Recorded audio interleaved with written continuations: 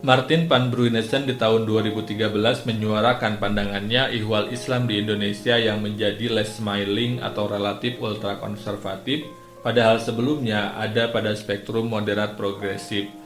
Salah satu karakter yang disematkan kepada corak ultrakonservatisme Islam adalah kecenderungan penafsiran yang sempit, tekstual, dan ahistoris. Dalam satu dan lain hal, Muslim ultrakonservatif juga mengadopsi cara pandang anti-sains. Pandangan tersebut seperti menemukan pembuktiannya sepanjang pandemi COVID-19.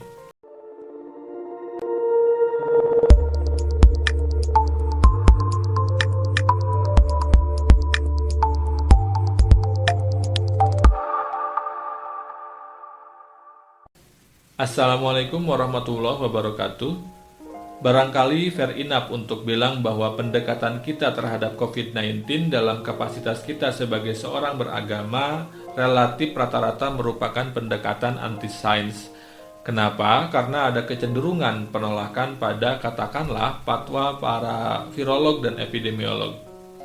Kita lebih berkecenderungan memegang teguh teori-teori konspirasi dan gagasan apokaliptik dan menyandarkan pengambilan keputusan keberagamaan kita berdasarkan hal tersebut.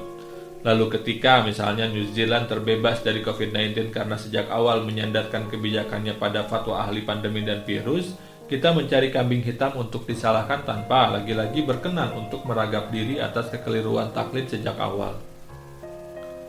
Padahal menurut Zaki Hairul Umam, Lisanuddin Ibnu Khatib dan Ibnu Khotimah sudah memberikan teladan ihwal bagaimana menyeimbangkan keyakinan teologis dengan upaya-upaya ilmiah dalam melawan wabah. Dalam konteks di luar pandemi, masa keemasan Islam juga ditandai dengan semaraknya tradisi ilmiah yang tidak melulu ada pada ranah apa yang disebut ilmu agama. Kalau kita baca bukunya Tamim Ansori dari Puncak Baghdad, kita melihat bagaimana jatuhnya imperium Islam dibersamai oleh mundurnya atau hilangnya tradisi ilmiah.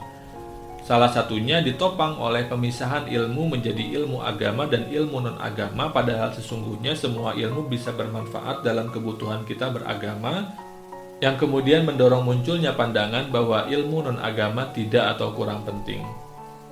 Alhasil, kita memang tidak kekurangan fuqaha, mufassir, ahli hadis, dan seterusnya, tapi kita kehilangan ahli matematika, ahli kedokteran, dan seterusnya.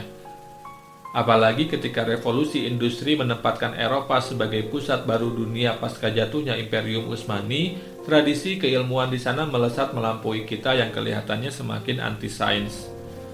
Apalagi misalnya ketika muncul temuan saintifik yang seolah-olah bertentangan dengan Al-Quran dan atau pandangan teologis mainstream, kita kemudian menjadi semakin antipati karena khawatir sains malah membuat kita kehilangan keimanan dan keislaman kita. Padahal dalam Al-Quran, Allah berkali-kali menantang kita untuk merenungkan langit, bumi, alam semesta yang jika dikategorisasi, outputnya akan melahirkan sains non-agama. Barangkali hikmahnya adalah bahwa di bagian paling dasar dari ilmu, sebetulnya tidak ada lagi garis pemisah antara ilmu agama dan non-agama. Semua ilmu dapat menjadi kendaraan menujunya, dan bahwa tholabul ilmi, mencari ilmu itu fardu ain.